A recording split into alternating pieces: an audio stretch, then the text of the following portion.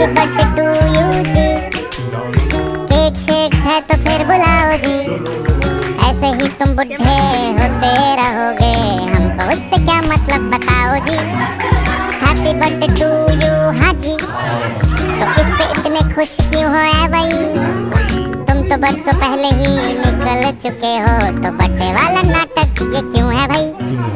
Candle शैंडल फूंक से बुझा के, बेसुरों की भीड़ फालतू में लगवा के, बर्थडे वाला सॉन्ग जोर जोर से गवाते हो, हमसे ताली शाली का हजामत करवाते हो। ये सब नौटंकी फिर भी चलो झेल लें, केक शेक और स्टार्टर्स भर भर के आए प्लेट में, घर जाके फिर से डिनर न मंगवाना हो, चूहे ना दौड़े पेट में रात के पौने दो। हैप्पी बर्थडे टू यू जी, सोच समझ के इनवाइट भिजवाओ जी, अगर पेट पूजा का फुल इंतजाम है तो ही न्योता। খাইয়ে দাও, মুখে ধরো।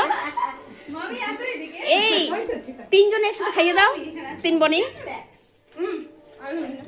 তারপরে হ্যাঁ, খাও তারপরে দিব।